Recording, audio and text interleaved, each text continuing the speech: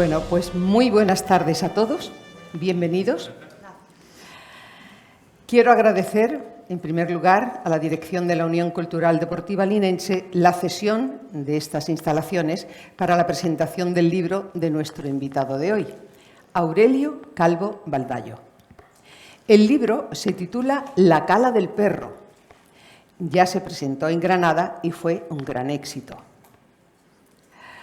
Y ahora ya voy a pasar directamente a hablaros del autor. Aurelio Calvo Baldayo nació en la línea de la Concepción. Estudió en el Colegio de los Salesianos. Más tarde, en Campillos, en Málaga, para estudiar el bachiller y el preu. En aquella época era el preu, no el COU, ni esa cosa que ha salido ahora. Desde allí a la Universidad de Granada, en donde cursó Derecho. Pero no se dedicó a la jurisprudencia, sino a la dirección financiera y comercial de empresas, tras haber realizado 2 másters en estas especialidades. A ello se ha dedicado siempre. Estuvo en Impescamar, un grupo empresarial hispano-marroquí de pesca, y tanto en esa empresa como en Roca Dolomítica Sociedad Anónima llevó la logística. Esta última empresa suministraba dolomítica micronizada a muchos países de Europa, lo que supuso realizar muchos viajes al extranjero. Después de varios años entró en una empresa que se dedicaba a la realización de análisis clínicos, hasta que le vinieron a buscar desde Reference Laboratory, una empresa líder de la analítica clínica especial sanitaria, en donde hacen lo que no se puede hacer en los hospitales generales y privados. 30 años lleva Aurelio como delegado comercial en esta empresa. Él se siente muy linense, a pesar de vivir en Granada. Y siempre le ha gustado la historia. Descubrió la batalla de la Higueruela y eso fue la mecha para convertirse en escritor. A mí me encanta presentar a Aurelio. Aparte de que me guste, lo considero un honor. Le agradezco de todo corazón que haya pensado en mí como profesional para hablar de él y de su libro. Que haya personas como él que, a pesar del gran trabajo y responsabilidad que supone la profesión, aún le queda tiempo para investigar, documentarse, escribir, publicar, y eso me causa admiración. Y además le agradezco también esa ausencia de ego, esa sencillez y esa modestia propias de la gente grande. He de decirte, Aurelio, que tu libro me lo he leído en 2 tardes y que es el típico libro que no puedes dejar de hacerlo. Necesitas saber qué va a venir después. Es muy ameno, muy bien escrito y como buen escritor de novela histórica has respetado ambientes, hechos históricos, hasta el entorno, la clase de vegetación, las comidas. Eso es muy importante para el que escribe sobre historia. Se nota que te has documentado para escribir este atractivo libro, La cala del perro. Y no voy a contar la novela, claro, porque prefiero que sea Aurelio el que lo haga. No obstante, me gustaría decir que la trama transcurre en el siglo XV, cuando reinaba en Castilla Juan II de Trastámara, y en el reino nazarí de Granada, el sultán Mohamed IX al-Aysar. En el libro se cuenta la famosa batalla de la Higueruela, que acabo de nombrar, que fue el éxito militar más importante a las mismas puertas de la ciudad de Granada. Los lectores se van a encontrar en la lectura de esta novela, que como digo, es muy atractiva, cómoda de leer e interesante, con una novela histórica, de aventuras, compañerismo, pasiones, lealtades y una sensible historia amorosa en donde la religión no cuenta. Hasta aquí, como se dice, puedo leer. Y yo quisiera, antes de que, si ustedes tienen alguna pregunta, se la hagan a Aurelio, hacerle mi primera pregunta. ¿Cómo se te ocurrió la idea de escribir y precisamente sobre historia, teniendo en cuenta que tú no eres historiador? A mí en la historia siempre me ha gustado. Mis únicas matrículas han sido en historia y geografía. Yo he sido un estudiante normalito. He sacado 5, 6, 4, pero en historia y geografía siempre he tenido buenas notas, siempre me ha gustado. Como he viajado tanto, yo siempre me he llevado un libro para leer en la maleta, siempre. De historia o no, siempre. Y un día pues me cayó una revista que hablaba de la batalla de Higueruela, de esto hace ya unos cuantos años. Y entonces pues me interesó el tema, indagué sobre ello porque lógicamente hay un fresco enorme de la batalla de Higueruela en San Lorenzo del Escorial. Y bueno, pues entonces indagué sobre la batalla, el porqué de la batalla, cómo se produjo, por qué se llegó y por qué no se entró en Granada. Es muy fácil. El por qué no se entró en Granada, porque hubo un terremoto que se asustaron tanto moros como cristianos y los sacerdotes y los clérigos de Juan II dijeron al monarca que eso era un mal presagio. Levantaron el campamento y se fueron. Y se fueron a Córdoba. ¿Qué hubiera pasado si hubieran entrado en Granada? La historia hubiera cambiado. Sería otra. Ya no sería la Isabel la Católica la que conquista Granada, sino su padre Juan II. Y de ahí hubiera cambiado la historia rotundamente. Y eso, pues empecé.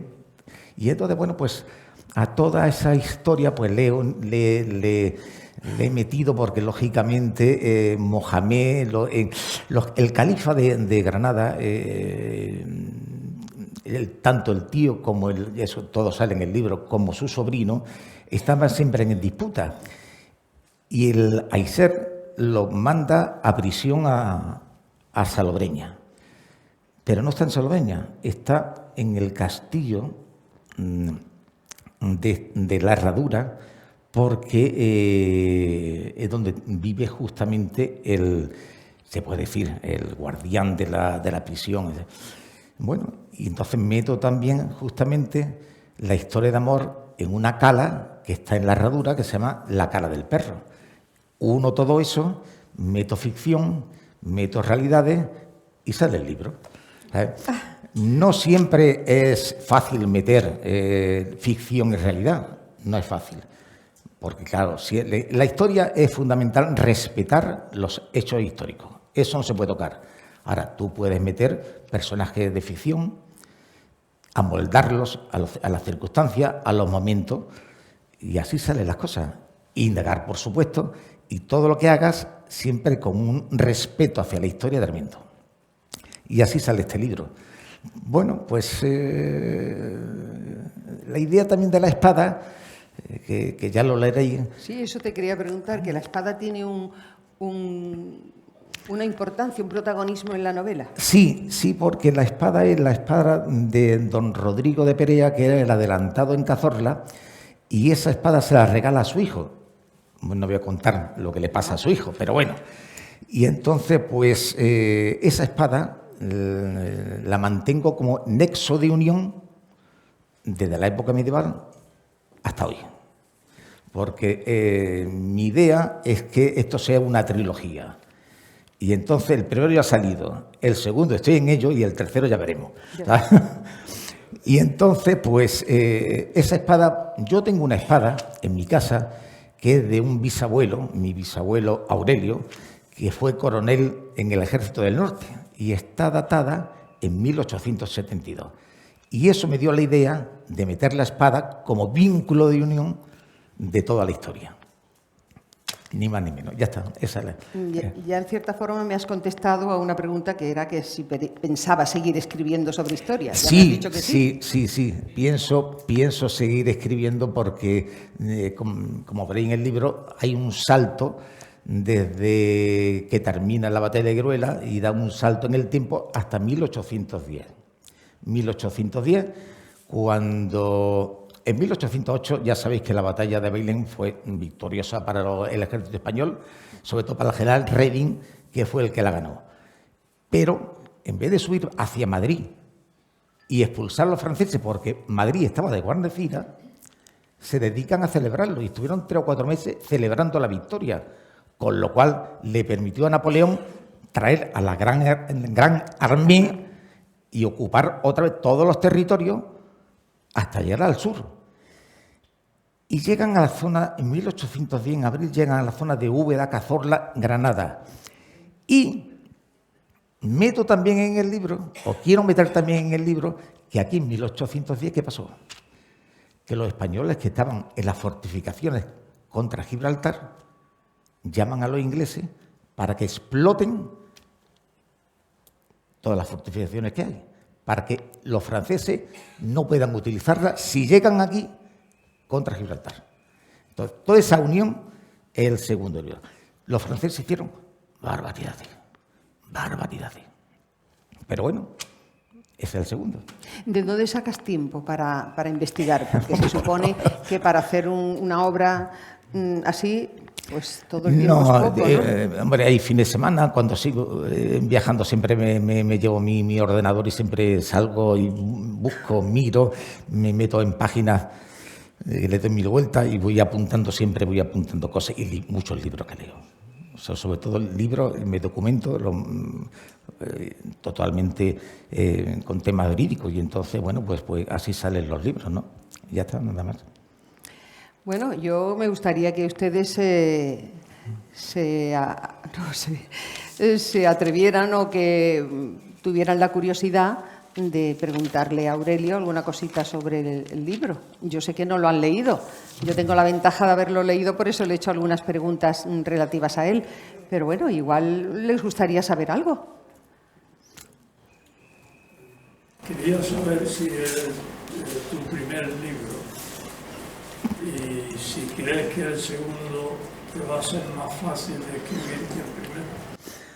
Pues no lo sé, son épocas distintas, pero me imagino que la soltura que me ha dado este primer libro siempre es un remanente para hacer el segundo. No lo sé, toda escritura para mí es difícil, porque lógicamente tienes que echarle, como bien dice Amalia, muchas horas. Y si en mi casa me dejan bien, pues seguiré escribiendo. ¿Alguna pregunta más? Animaros, ¿no? La historia la cuenta un abuelo a sus nietos. Le cuenta el porqué de la historia, el porqué de la espada y por qué la tienen él, que se la pasará a su hijo, y le cuenta la historia de dónde viene su generación. O sea, viene desde la época, ya te digo, de 1430.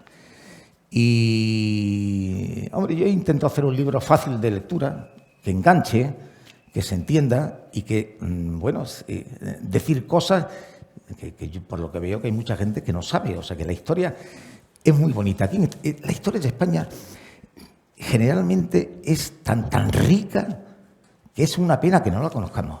Una pena. Y se puede escribir muchísimas cosas, muchísimos hechos que ha habido. Héroes los tenemos abandonados, pero abandonados. Y hay miles de héroes para hacer miles de cosas. Si esto lo cogieran, los héroes los cogieran los americanos, una película segura lo hacían. Y aquí otra, y aquí otra. Pero nosotros los tenemos abandonados. Y es una pena.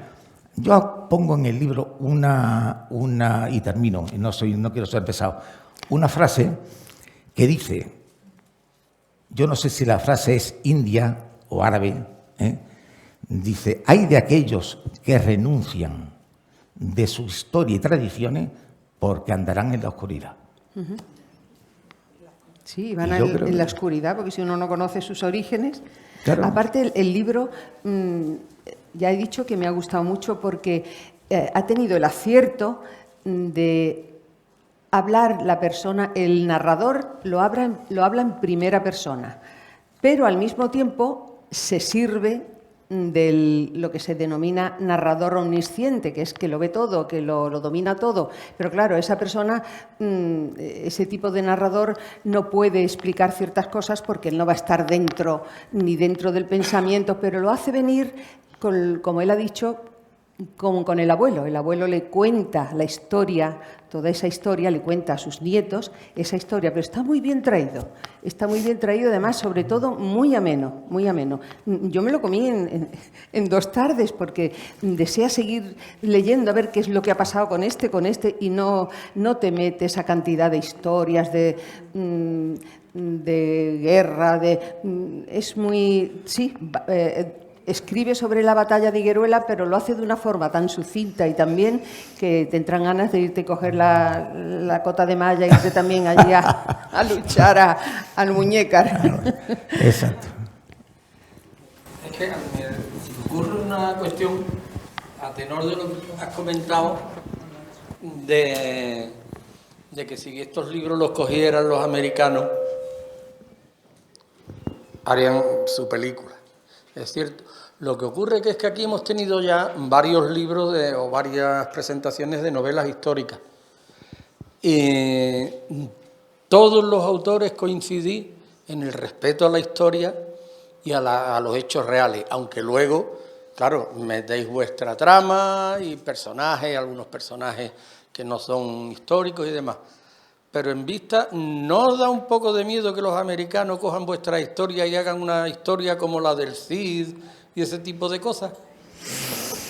Bueno, todo el mundo sabe que el Cid, por ejemplo, con todo el respeto y el cariño que yo le tengo al Cid, fue un mercenario. En una época en que cuando es desterrado, él tiene un ejército al cual le tiene que pagar. Y entonces, claro, se tiene que vender al sultán de Zaragoza y hacer racias contra los catalanes o los señores catalanes para subsistir y que subsista su ejército. Y ya está. Después ya cierra ese capítulo y se va para Valencia para conquistarla para su rey. Siempre con el respeto a su rey. Vale. ¿Que los americanos cambian las cosas? Sí, pero bueno. Pero si tú lo ves, siempre se te queda. Sí, algo queda. Claro, algo queda. Recuerdo que en una visita, yo antes salía cuando tenía más libertad, bueno, ahora la tengo, pero ya tengo más años y no me apetece mucho. Pero recuerdo una visita, creo que fue en Burgos, en Ávila, visitamos un castillo en el que nos llamó mucho la atención que habían unas puertas que eran pues como la cartela esa, no más alta.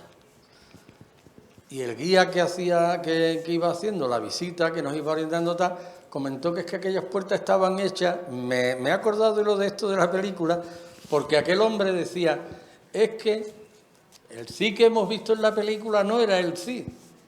Charlton Heston no era el Cid, ni el Cid era como Charlton Heston. Y esas puertas estaban hechas, o sea, que es que ellos idealizan mucho el tema de... Hombre, lógicamente en aquella época eran más bajitos que nosotros, sin duda alguna. Entonces, claro, no van a buscar personas bajitas para hacer los héroes. Tienen que buscar personas fuertes, mozas de buen parecer, etcétera, etcétera, porque eso es lo que vende. Y eso es así, vamos. ¿O no? Sí, sí.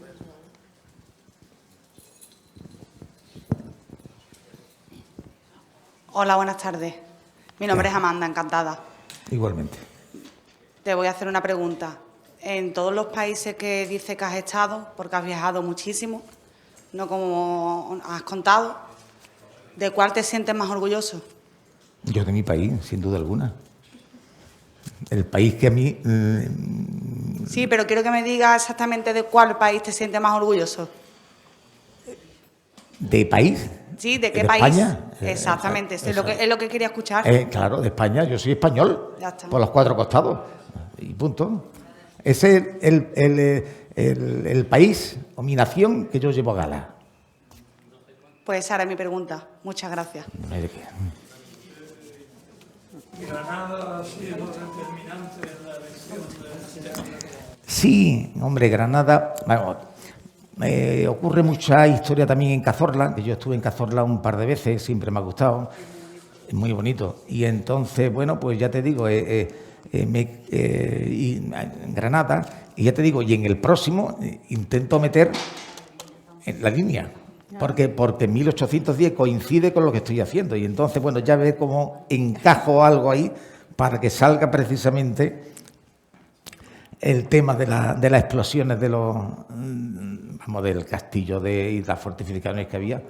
Eso, estoy en ello. Así que vamos a ver qué hago, ¿sabes? Vamos por el segundo, ¿no? Vamos por el segundo. Pero bueno, queda todavía, ¿eh? O sea que ahora mismo estoy recopilando datos y cosas y después montarlo no es fácil. Pues allí mi hijo, que está allí al final, Pues sí. pues tiene allí todos los libros, si queréis, podéis comprar el que queráis.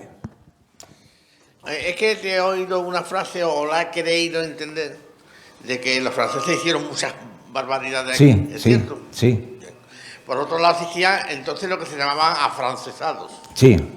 Bien. Entonces, ¿quién llevaba razón? Porque que los franceses hicieran muchas cosas aquí, estaban en guerra, querían usurparnos, querían matar, etcétera, etcétera. ¿Por qué existían los afrancesados si los franceses eran tan malos? No, pero es que pasa una cosa. Los afrancesados se puede decir que son, ¿cómo te diría? Gente quizás más de un nivel más culto o algo así, que los franceses cultos son los que traen unas nuevas ideas, etcétera, etcétera. Los que hicieron barbaridades es la tropa, el ejército, porque tenían orden de que ellos se tenían que subsistir a base de ¿qué? De rapiña, de robo. No había un mantenimiento detrás para abastecerlo, no.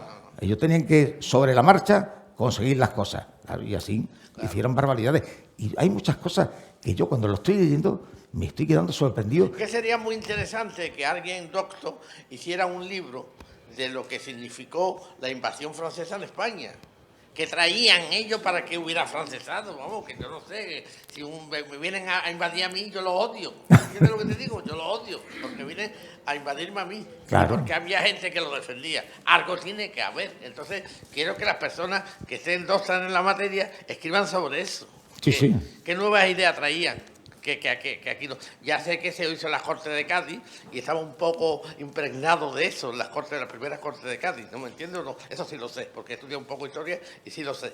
Pero debería haber un libro basado en eso, en la verdad histórica de la invasión francesa. Claro. No, sí, además las Cortes de Cádiz, hombre, la idea que tenían que cuando se fueran los franceses, las Cortes de Cádiz tenían el pensamiento de tener una constitución muy bien hecha, muy liberal. Lo que pasa es que Fernando VII ha sido el peor rey que ha habido en la historia. Eso ha sido nefasto totalmente. Bueno, entonces eso cortó muchas cosas, ¿eh? Pero que hubiera sido, las Cortes de Cádiz hubieran sido una constitución bastante interesante. Muy bien, muchas gracias, ¿eh? No hay de qué. ¿Qué? ¿Qué? Ah, sí, sí, claro. De todas formas, yo no tengo información, ni la formación ni la información de poder establecer comparaciones, pero yo creo que es que el pueblo español no hace falta. Bueno, gracias. El pueblo español ha sido bastante inculto. Sí. Y quienes hemos hecho un bachillerato y no hemos continuado investigando, estudiando, mejor dicho, no investigando la historia, ya como adultos estamos recomponiendo todas las cosas que nos han contado, que es totalmente distinto y al revés. Totalmente. Bueno, yo te explico. Mi bachiller para mí fue magnífico.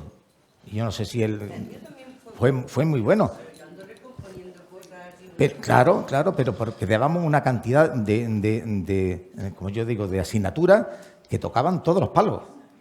Y hoy día, cuando no es hacen una cosita por el ordenador, cuando no hacen una cosita por aquí, ¿qué saben?